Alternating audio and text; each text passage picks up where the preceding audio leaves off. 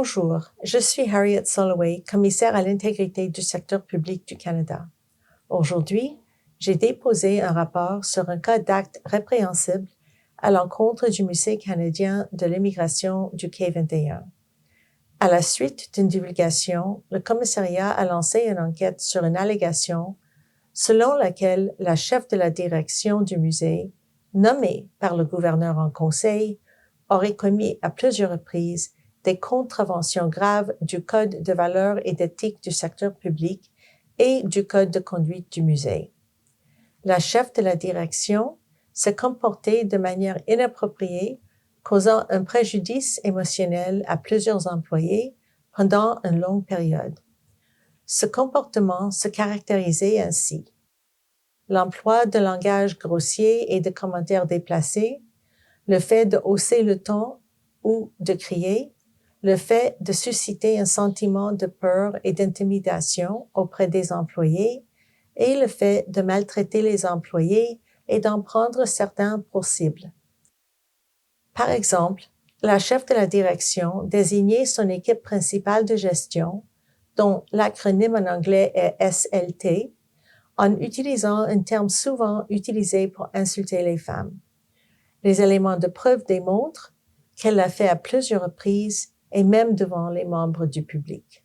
La chef de la direction a déclaré qu'une athlète célèbre avait un air trop masculin pour figurer dans un produit du musée, indiquant qu'elle ressemblait à un homme en faisant une grimace de dégoût.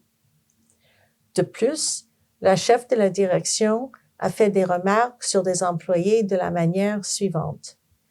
Elle a classé les femmes travaillant au musée par âge, elle a fait remarquer qu'il n'y avait pas de beaux hommes au musée, et elle s'est adressée à certains employés par des pseudonymes liés à sa perception de leurs traits physiques ou de comportement, ce qui a donné lieu à des surnoms blessants dans certains cas.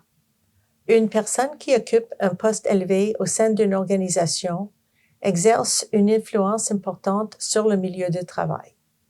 La chef de la direction a créé un climat de travail où la peur prédominait. Ainsi, les employés étaient réticents à faire part de leurs préoccupations et craignaient d'être réprimandés ou même licenciés s'ils décidaient de le faire. Il ne s'agissait pas ici d'un simple écart de jugement ponctuel, mais d'un problème qui persistait sur plus de 10 ans. Ce type de contravention constitue une menace grave pour la confiance dans l'intégrité du secteur public et plus particulièrement du musée. Les employés et les Canadiens ont le droit d'attendre que des personnes nommées par le gouverneur en conseil et des chefs de la direction se comportent d'une manière qui puisse résister à l'examen minutieux.